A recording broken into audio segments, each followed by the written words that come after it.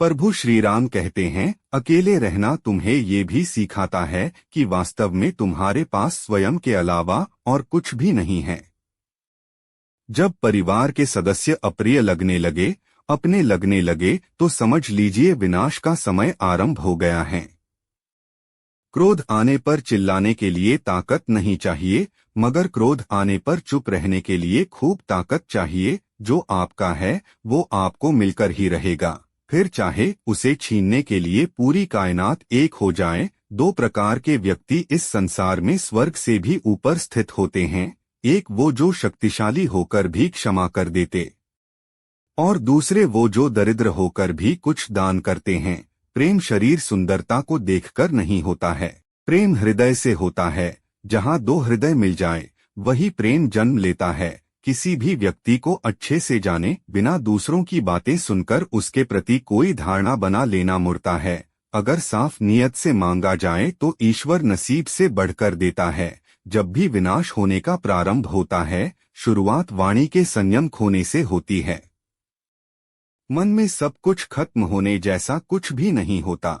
हमेशा एक नई शुरुआत हमारा इंतजार कर रही होती है। जीवन में यदि खुश रहना है तो अधिक ध्यान उस चीज पर दे जो आपके पास है, उस पर नहीं जो दूसरों के पास है। उस दिन हमारी सारी परेशानियां खत्म हो जाएगी। जिस दिन हमें यकीन हो जाएगा कि हमारा सारा काम ईश्वर की मर्जी से होता है।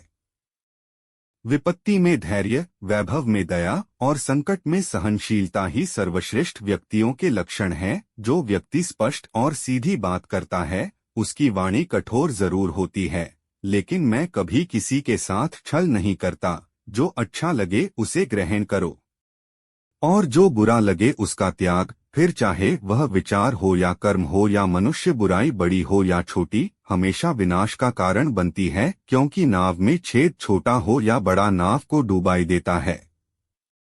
परिवार और समाज दोनों ही बर्बाद होने लगते हैं जब समझदार मौन और ना समझ बोलने लगते हैं।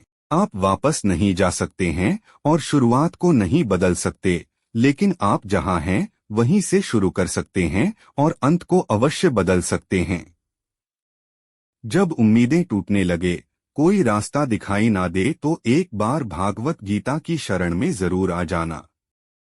श्री राम कहते हैं कि जब हमारा दिमाग यानी कि मन कमजोर होता है तो परिस्थितियां समस्या बन जाती है, और जब मन स्थिर होता है तब परिस्थितियां चुनौती बन जाती है। जब हमारा मन मजबूत होता है तो परिस्थितियां अवसर बन जाती है। मनुष्य की मानवता उसी वक्त नष्ट हो जाती है जब उसे दूसरों के दुख पर हंसी आने लगती है। श्री राम कहते हैं, शरीर में रहने वाले का वध कभी भी नहीं किया जा सकता, अतः तुम्हें किसी भी जीव के लिए शोक करने की आवश्यकता नहीं है।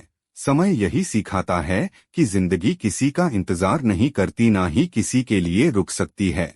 मनुष्य को अपने कर्मों के संभावित परिणामों से प्राप्त होने वाली विजय, पराजय, लाभ, हानि, प्रसन्नता या दुख इत्यादि के बारे में सोचकर चिंतन से ग्रसित नहीं होना चाहिए। यदि आप अपनी गलतियों से कुछ सीखते हो तो गलतियां सीढ़ियों है, और नहीं सीखते तो गलतियां सागर है।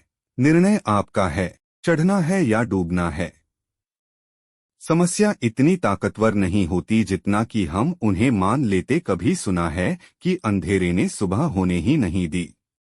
गलतियां ढूंढना गलत नहीं, बस शुरुआत खुद से होनी चाहिए। जरूरी नहीं हर बार आपके शब्दों को सही समझा जाए, इसलिए कभी कभी चुप रहना ही ज्यादा बेहतर होता है। जो जितना अधिक शांत हो, नकारात्मक विचारों का आना तय, परंतु यह आप पर निर्भर करता है कि आप उन्हें कितना महत्व देते।